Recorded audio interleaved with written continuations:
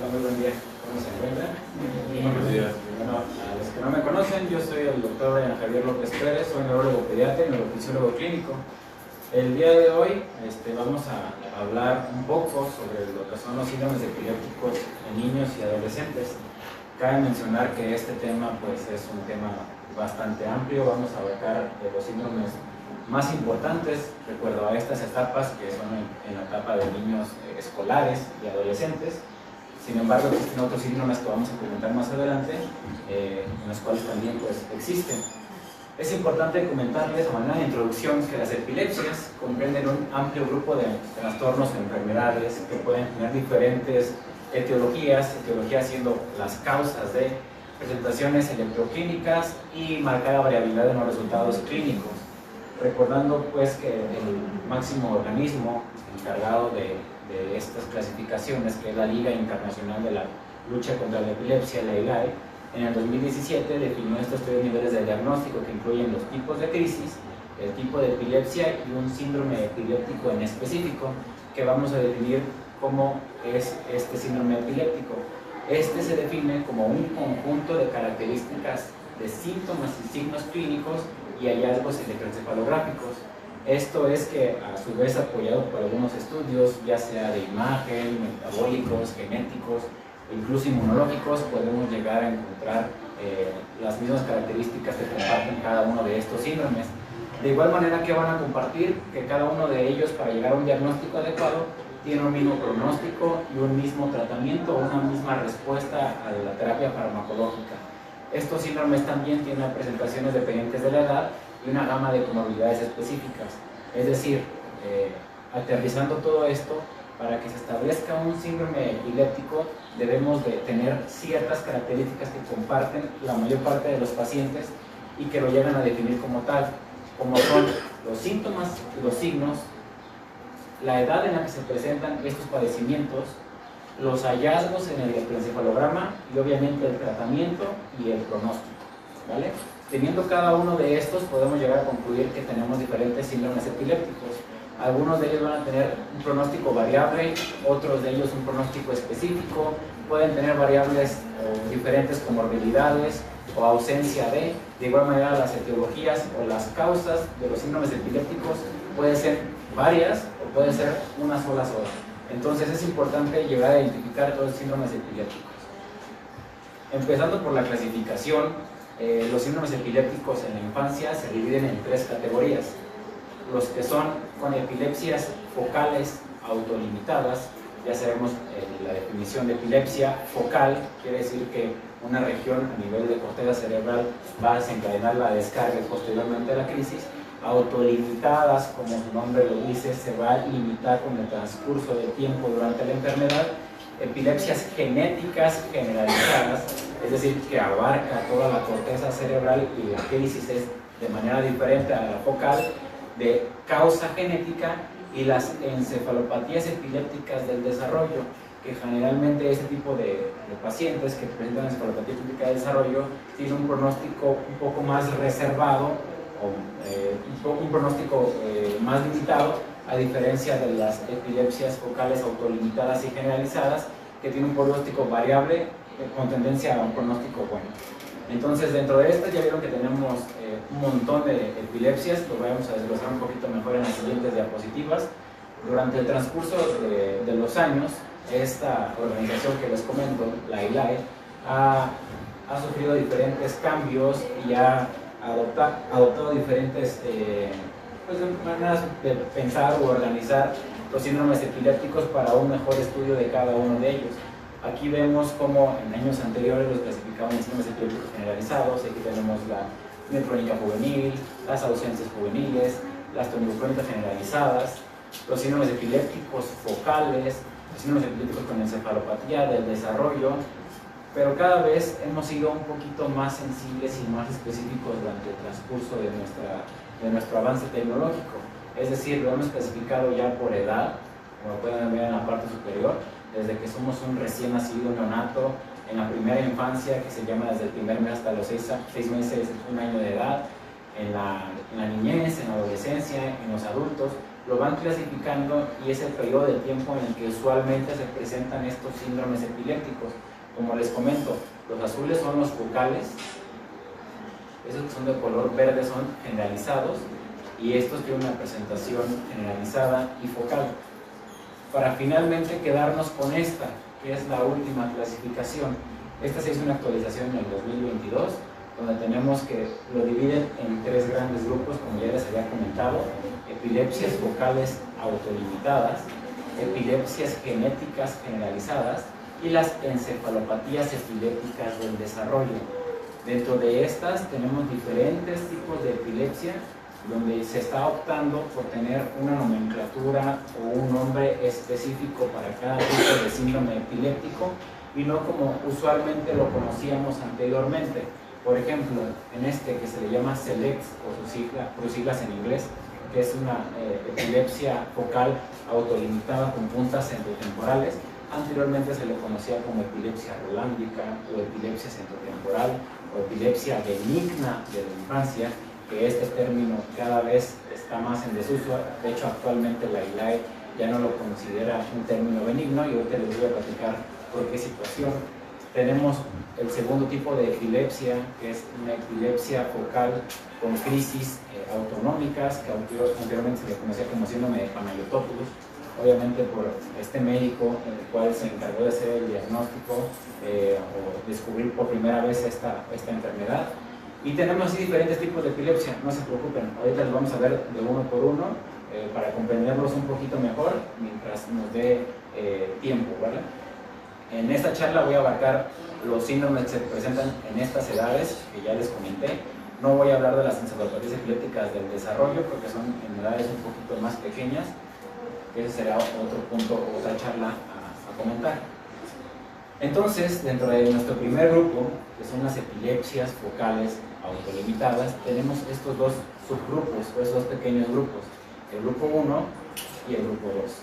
Dentro del grupo 1 tenemos dos grandes epilepsias que de hecho tienen una frecuencia bastante alta dentro de nuestra población pediátrica, que es el SELECT y el CELEAS.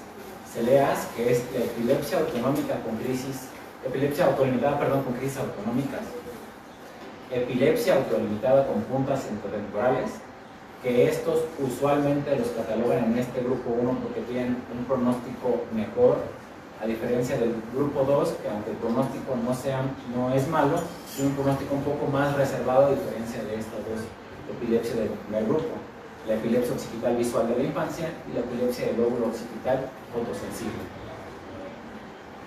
Recordando que se espera remisión en todos los casos y remisión muy probable. Algunos pacientes continúan con crisis dentro de la adolescencia. Como les comento, el término benigno, a pesar de que sea descontinuado, aún así en este grupo se espera una remisión en la mayoría de los pacientes, y es por eso que aún muchos médicos le llaman epilepsia, por ejemplo, rolándica benigna, a la epilepsia autolimitada con puntas centrotemporales. Y es a la primera a la que voy a empezar a hablar. Esta epilepsia, denominada epilepsias autolimitadas de la infancia, que es toda esta que tenemos aquí, a manera de generalidades, es importante conocer todos los síndromes infantiles de la infancia porque tenemos que hacer la semiología de las crisis epilépticas y de su evolución. Es decir, todos estos pacientes tienen que compartir una misma historia natural de la enfermedad y sobre todo mismos hallazgos clínicos y bioeléctricos en el electroencefalograma. Vean el porcentaje tan alto dentro de todas las epilepsias de la infancia que van a representar estas epilepsias autolimitadas de la infancia. Van a ocurrir con edad dependiente, una historia clínica y antecedentes sin importancia. Generalmente durante la exploración neurológica y el examen neurológico va a ser normal, van a remitir usualmente durante la pubertad, tienen una semiología, tienen un cuadro clínico característico clásico y el electro en cada una de ellas que las vamos a ir viendo va a ser muy patognomónico característico de ese tipo de crisis. Van a tener una respuesta favorable al tratamiento generalmente y pueden coexistir con un cuadro mixto o sobreexposición, es decir, no siempre en las epilepsias autolimitadas vamos a encontrar que es aislado el síndrome epiléptico. Puede añadirse o sobreagregarse otro cuadro clínico. Empezando ahora sí con las epilepsias autolimitadas con puntas centrotemporales, es importante comentarles que esta epilepsia se presenta de 6 a 10 por cada 100.000 niños es más frecuente, es la más frecuente de todas las epilepsias prelimitadas, en un porcentaje de 6 a 7% de todas las epilepsias infantiles, y tenemos un leve predominio por el sexo masculino. La edad de presentación va desde los 3 años hasta los 14 años. En este grupo de edad podemos encontrar esta epilepsia delimitada con puntas intertemporales.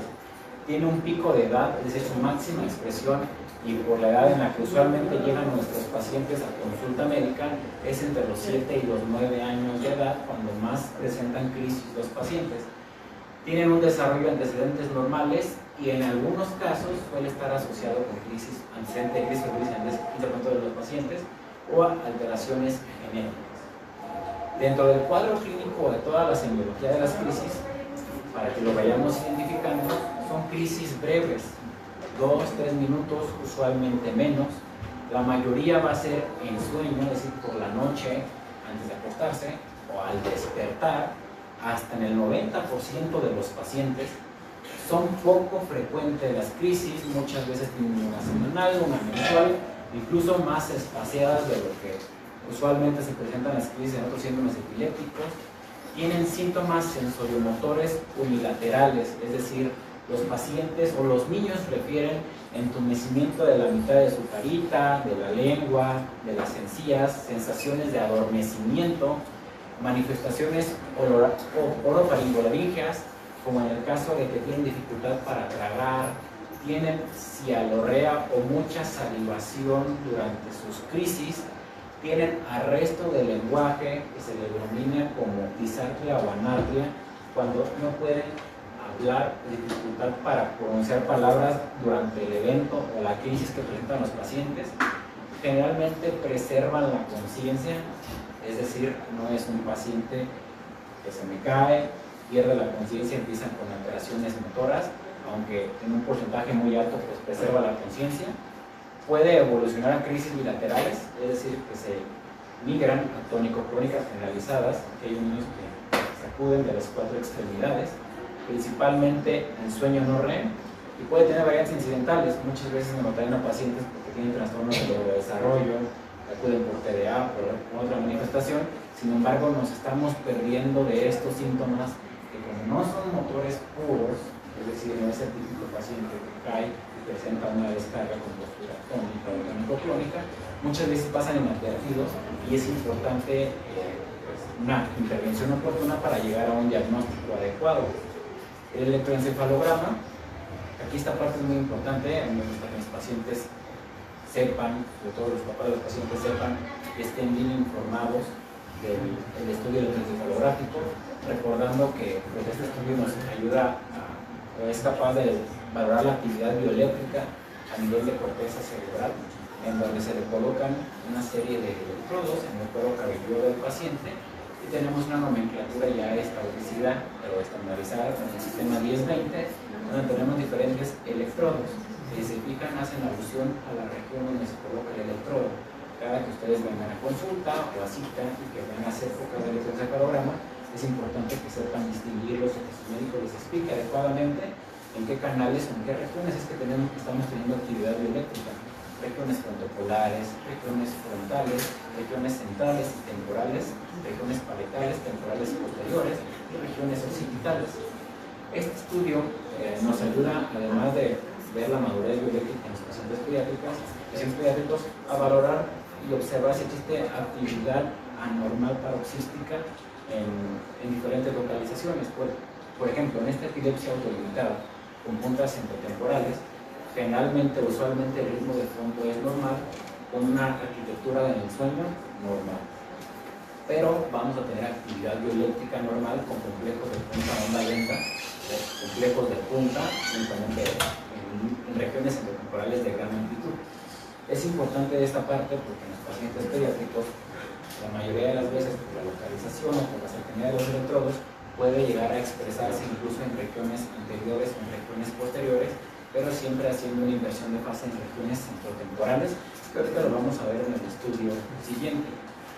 Y ese 20% tiene estimulación sensorial, al hacer la estimulación sensorial en manos y pies, vamos a activar estas zonas agudas en regiones centrotemporales. Cuando yo sospecho una epilepsia autolimitada con puntos centrotemporales, se le indica al técnico que se le va a realizar el estudio que me haga este tipo de estimulación para ver si desencadenamos estas ondas, que se han visto que en 10 al 20%, al tocar las lumitas y los pedidos de los pacientes, podemos evocar estos paroxismos. Y es a lo que ve. Este es un ejemplo de un masculino de 12 años que tenía crisis nocturnas recurrentes con entumecimiento de su carita, lado derecho, seguimiento de espasmos en la boca, resto del comportamiento, mucha salivación, no tenía alteración en la conciencia. Le realizan estudio electroencefalográfico, en el cual, como les comento, en el lado izquierdo tenemos una serie de canales que por la nomenclatura, ya cuando les explique, va haciendo alusión a la región donde se colocó. FP en regiones frontopolares, F en regiones frontales, T en regiones temporales, C en regiones centrales, P en regiones parietales o en regiones occipitales. Los que tienen la línea, la que tienen la nomenclatura con terminación Z es en línea media. Los que tienen números pares es para el hemisferio derecho. Los que tienen números nones es para el hemisferio izquierdo. Entonces podemos ver cómo existe una actividad bioeléctrica anormal en regiones frontotemporales o centrotemporales de ambos hemisferios. E incluso puede ser usualmente que se localice más en un hemisferio que de otro, como aquí podemos ver. Yo sé que ve puras rayitas, realmente son oscilaciones, son jets que se van presentando diferentes según de la época del electroencefalograma, pero aquí podemos ver cómo existe esta actividad que no es normal en regiones donde está la C, centrales, y en regiones donde está la T, frontocentrales o centrotemporales. ¿Vale? Entonces es importante que las vean. Aquí tenemos un video donde podemos ver lo que realizamos, se realiza a los pacientes estudios videoelectroencefalográficos como los que se realizan aquí en el centro, donde podemos objetivamente ver la actividad. Aquí tenemos un paciente en sueños, donde en regiones temporales, centrotemporales en el hemisferio derecho, que viene incluso en color rojo, podemos ver esas descargas que están constantes, que persisten. E incluso más adelante se van a manifestar clínicamente en el paciente con la actividad o la semiología que les había comentado en cuanto a las manifestaciones clínicas que usualmente presentan los niños. Aquí vemos cómo la actividad está siendo más evidente. Tenemos una crisis con involucro de la cara, el lado izquierdo, un espasmo hemifacial, sin pérdida del estado de alerta y actividad. Obviamente aquí el electroencefalograma puede estar alterado por la actividad del movimiento que está realizando el paciente.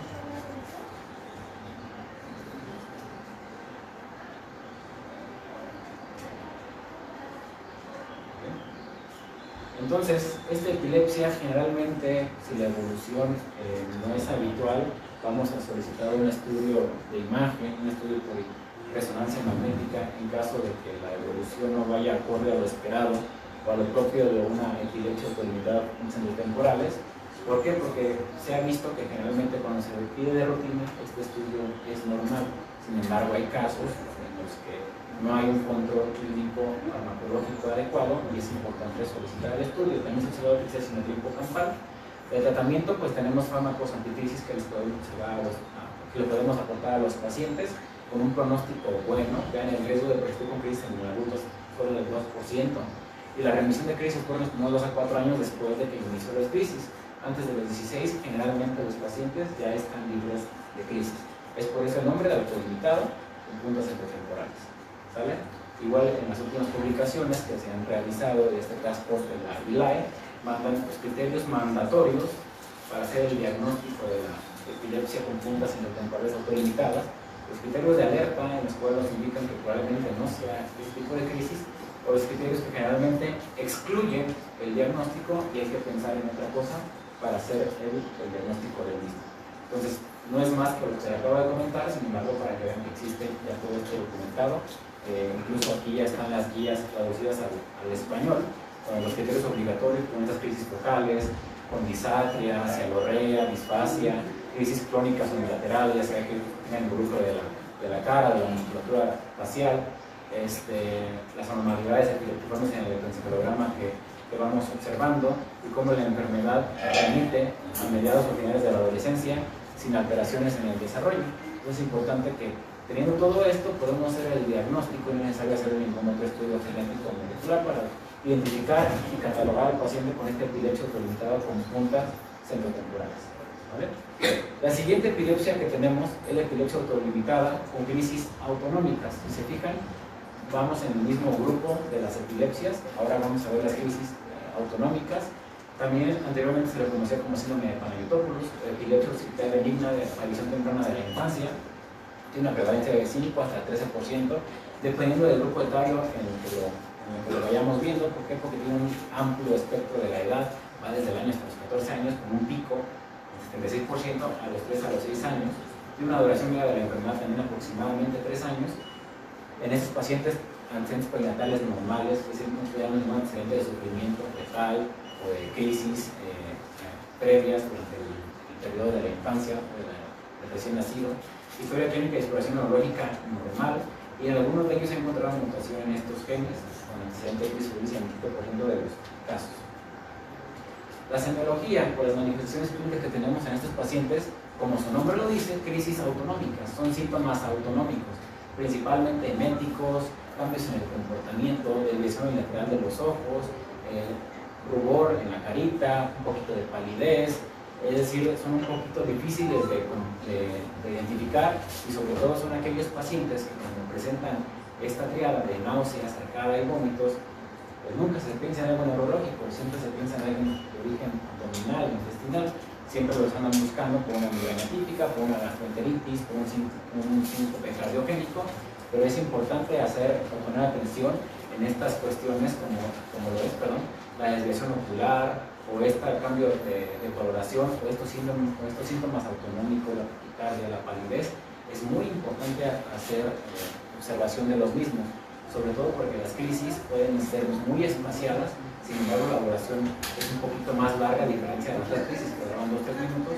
Aquí hasta el 44% de las crisis pueden durar más de 30 minutos. Es una crisis muy prolongada, y como solo tenemos síntomas autonómicos, no motores, como una crisis epiléptica en la que usualmente estamos acostumbrados a ver, difícilmente llegamos al diagnóstico del mismo. Entonces es importante llegar a pensar en esto antes que cualquier otra cosa. El electroencefalograma, otra vez actividad del fondo normal, y aquí vamos a ver las descargas también presentes con puntas o ondas agudas, sobre todo en regiones occipitales, en regiones posteriores, hasta una tercera parte de los casos. Sin embargo, pueden ser multifocales en diferentes localizaciones. Entonces, estas descargas es importante que las observemos, sobre todo durante el sueño. Es por eso que a los pacientes se les pide el desvelo para todas las crisis que pueden llegar a hacerse más objetivas durante el estudio electroencefalográfico, recordando que tenemos una serie de maniobras que pueden llegar a evocar ese tipo de paroxismos durante el estudio o el video del registro.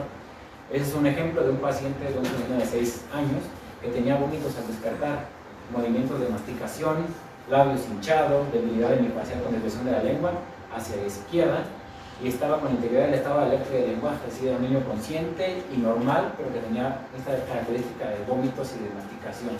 Le hacemos el estudio electroencefalográfico, más bien se le hace el estudio electroencefalográfico, y también vemos estas anormalidades, que son estas pequeñas descargas con ondas agudas y puntas que estoy señalando, sobre todo en regiones posteriores. De igual manera, otro pacientito de 6 meses que presenta eventos de dolor de cabeza, vómitos y posteriormente movimientos crónicos del hemisferio izquierdo. Cuando tenemos actividad motora, pues es más fácil llegar a sospechar en actividad epiléptica. ¿Por qué? Porque hasta el papá, hermanito, tío, primo, abuelito puede llevarlo al médico porque se está moviendo, está sacudiendo el paciente. Sin embargo, cuando no tenemos estos movimientos, es un poquito más difícil de llegar al diagnóstico y se puede llegar a confundir el diagnóstico. Aquí vemos en regiones posteriores estas descargas, ¿vale? Aquí tenemos un video donde también podemos ver a un paciente donde tenemos esta epilepsia autolimitada con actividad.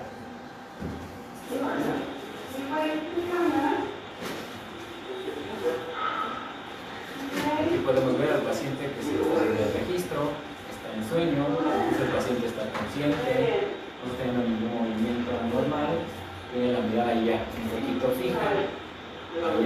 el comportamiento, incluso encienden la luz para ver qué implicaciones tiene. Y esta sensación de miedo, vean el rubor que le aparece en los cachetitos al paciente. Difícilmente alguien en casa va a sospechar que tiene actividad epiléptica. Sin embargo, cuando vemos ya en el estudio electroencefalográfico, sobre todo en regiones posteriores, cómo está presentando descargas, vean el enrojecimiento de sus labios, las mejillas, como le comento, y el paciente no tiene alteración del estado de conciencia. Entonces, es importante identificar a estos pacientes.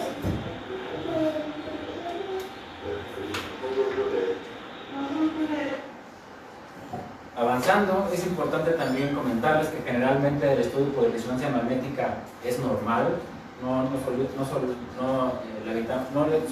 solicitamos habitualmente ese estudio de imagen, porque no encontramos hallazgos característicos, a menos que el curso de la enfermedad cambie o vaya variando durante el transcurso de las crisis.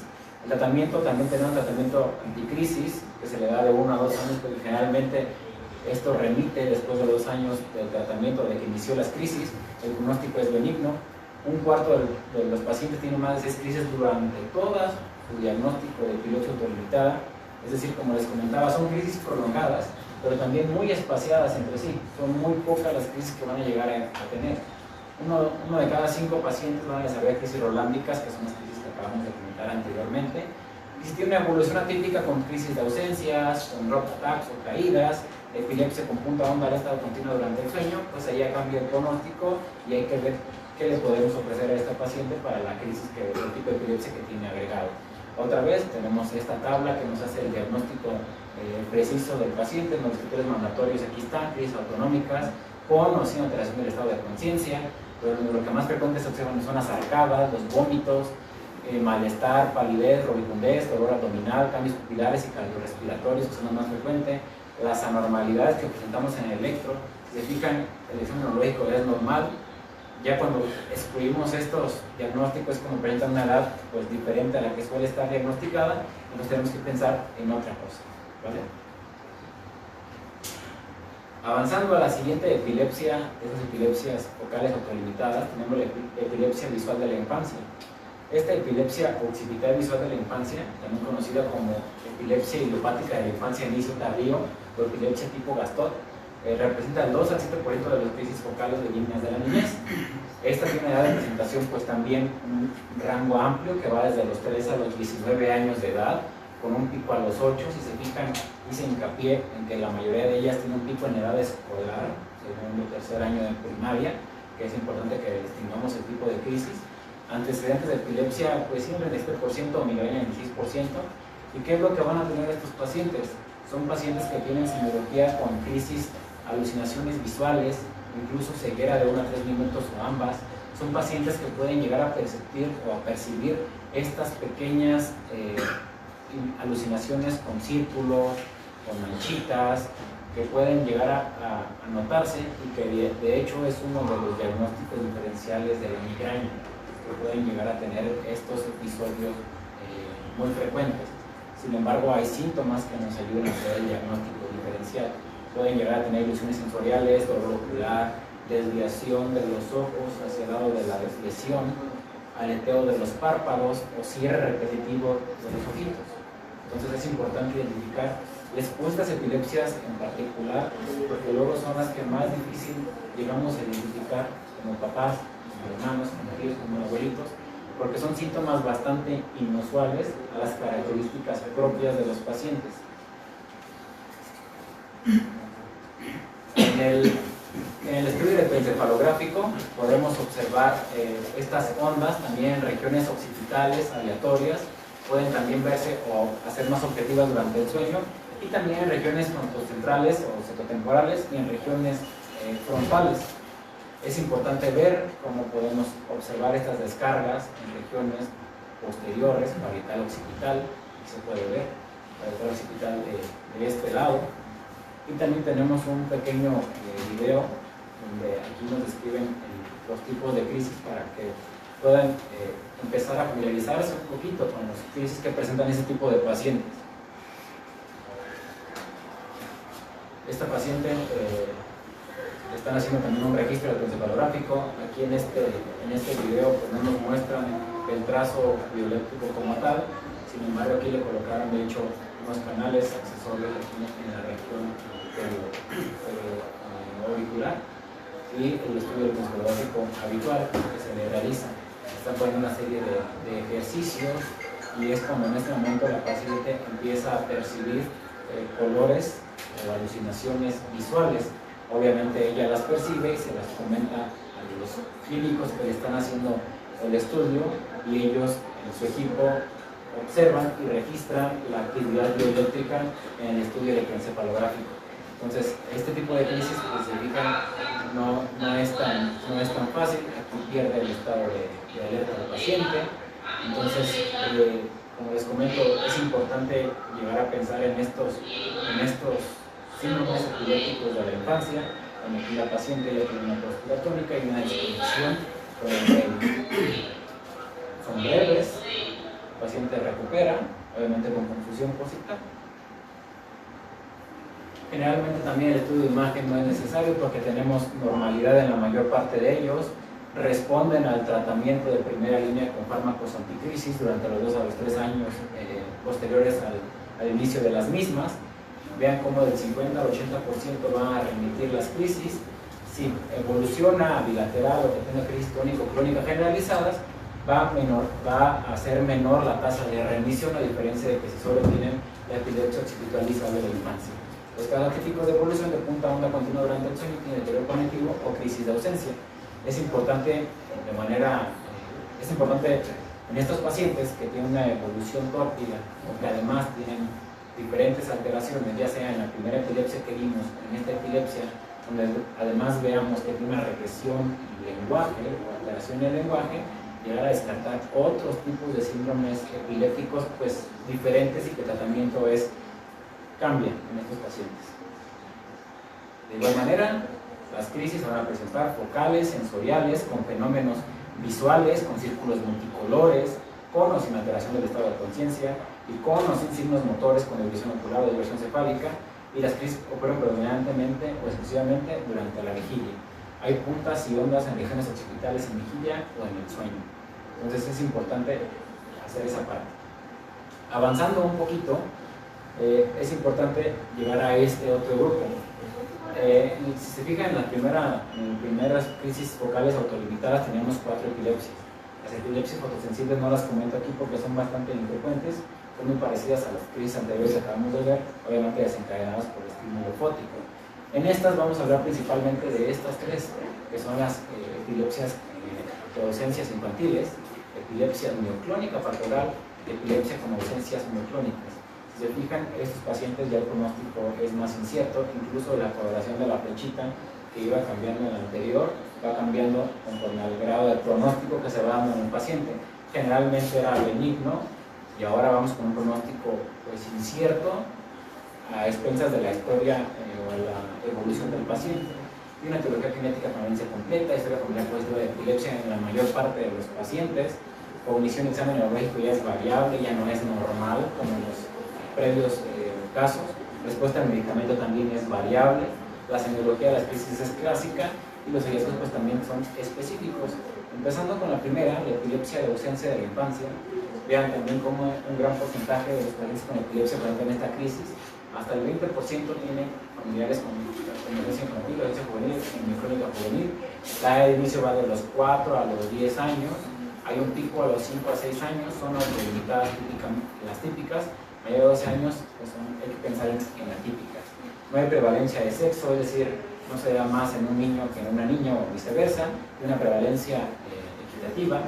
En el desarrollo de condición usualmente son normales, pero sí podemos llegar a alteración en estos pacientes, sobre todo con algún grado de discapacidad intelectual. En aquellos pacientes que no responden a fármacos, siempre hay que pensar en un estudio genético para buscar la causa. Las manifestaciones clínicas para esta epilepsia de la infancia son manifestaciones clínicas típicas. Les puse estas aquí atípicas porque es importante que también las conozcan, sin embargo son excluyentes para la epilepsia de ausencia de la infancia, sin ser una epilepsia con ausencias atípicas. Las epilepsias, las clínicas, las típicas, son la aparición repentina de la alteración del estado de conciencia, generalmente asociadas a una inexpresión de la carita. El niño deja de hacer lo que está haciendo y es como si se desconectara con el medio con una duración corta, en promedio 10, 20 segundos, no hay alteración posital, es decir, después de que pasa el evento el niño regresa a la normalidad y continúa haciendo lo que estaba realizando.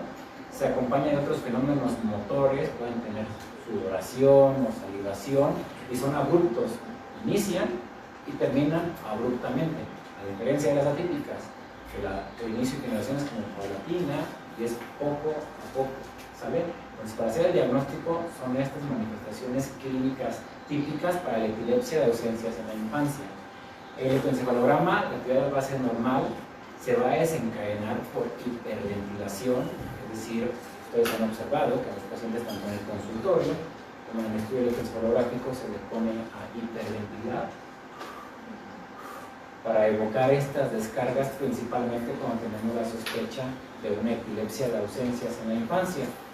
¿Qué vamos a encontrar? Descargas de punta onda lenta de 3 Hz, realmente van 2.5 a 4.5 Hz, que es la frecuencia en la que se dispara estas descargas. Puede iniciar en regiones frontocentrales, occipitales, solamente en regiones frontales, y pueden generalizar o pueden entrar de manera generalizada. Además de esto, solemos encontrar en el 20 directamente a los pacientes ritmos lentos, diferentes tipos de ritmo en regiones occipitales más lentos de los que usualmente debería tener un paciente para la edad. Aquí vemos un electro, ustedes se fijan comparando con los estudios que les acabo de mencionar. Aquí tenemos un electro donde tiene descargas generalizadas durante la hiperventilación de esta puntita onda lenta,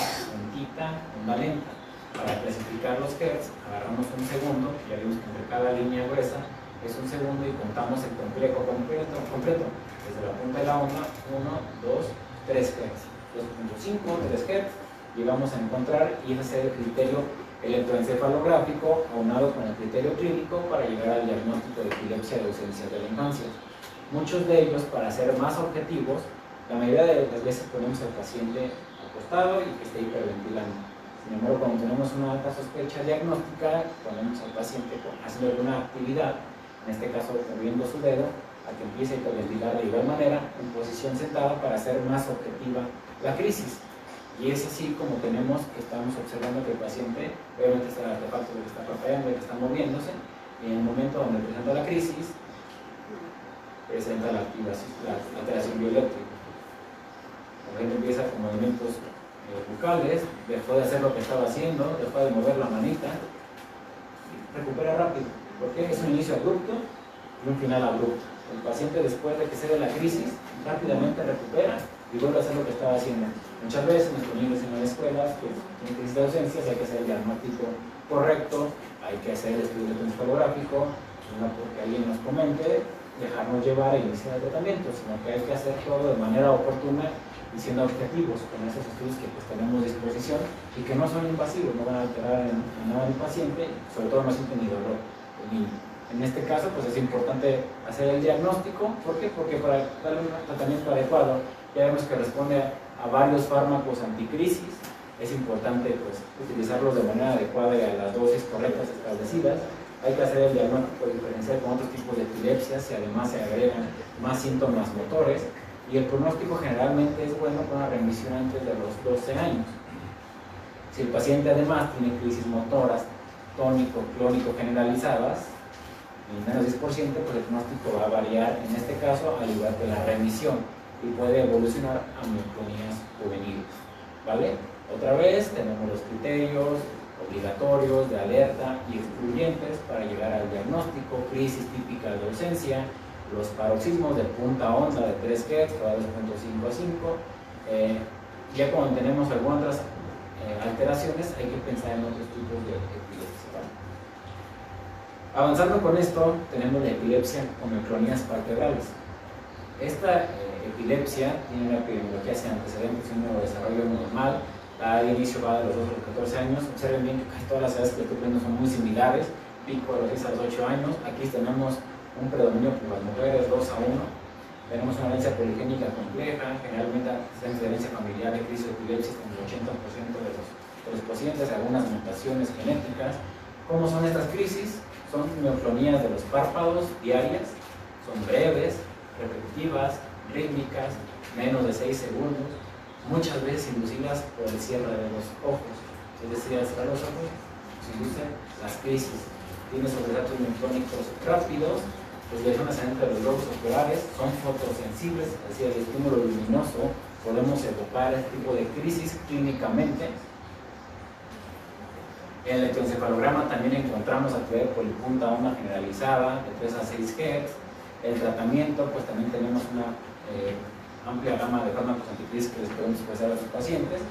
El pronóstico para toda su vida, aun si las crisis están controladas con medicamentos, puede llegar a tener un pronóstico pues menor al de los pacientes como las epidemias anteriores. Se fijan, íbamos en la línea roja ya con un pronóstico más incierto.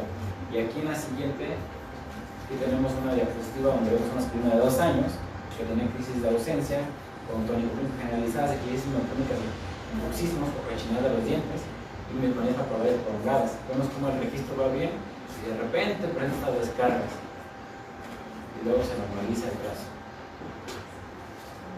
Aquí también tenemos igual como con el estímulo fótico podemos llegar a encontrar alteraciones con la hiperventilación o ante el cierre de los párpados, que es lo más evidente. Aquí tenemos también un video donde observamos este tipo de crisis.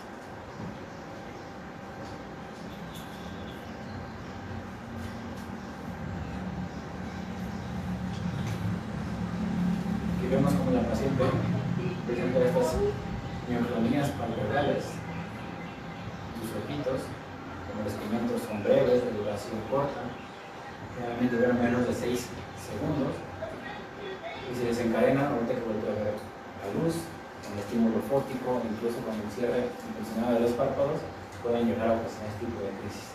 Entonces son muy frecuentes, muchas veces los papás pues no la identifican o piensan que es parte del comportamiento del niño y se puede hacer el diagnóstico de estas crisis. Otra vez, criterios mandatorios, micronías palpebrales. En el electroencefalograma, al pedir al paciente que cierre los ojitos con la estimulación fótica, vamos a desencadenar estos paroxismos que estamos observando en las diapositivas previas. Otra de las epilepsias, ya para terminar, la epilepsia de ausencias mioclónicas. Esta epilepsia de ausencias mioclónicas, en el 50% de las pacientes van a tener un neurodesarrollo normal, la mitad de ellos va a tener un trastorno en el aprendizaje. La edad de inicio también muy amplia, a los 12 años, un pico a los 7 años, y aquí también si ganamos los hombres, 70% de los casos tenemos una prevalencia. Tiene una etiología poligénica y muchas veces con el 20% de los pacientes son antecedentes de familiares con crisis generalizadas. Tiene movimientos mioclónicos rítmicos, principalmente de los hombros, de los brazos, de las piernitas, mioclonías periorales, pueden ser asimétricas, tienen contracción tónica de los músculos del hombro, del deltoides, pueden causar elevación de los brazos, desviación hacia uno de los lados de la cabeza y el cuerpo. Las crisis de ausencia son diarias y focales. La duración de la ausencia varía de 8 a 60 segundos, un poquito más prolongadas que las anteriores. En el electroencefalograma también vemos actividades de descarga en estos pacientes. Y aquí tenemos un ejemplo de ellos también. Que aunque el paciente esté cubierto, podemos observar la alteración electroencefalográfica durante el transcurso del evento.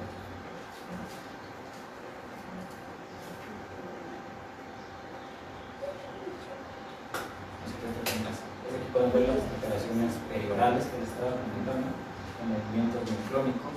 Generalmente son más de un lado que del otro, son muy evidentes. Incluso el retinograma, como les comento, las piernitas o los bracitos, también se puede presentar sobre todo en hombros y piernas. Estos movimientos de tipo contractura en extremidades superiores y en extremidades inferiores. Este es el caso que les comentaba. Aquí está su plano del paciente.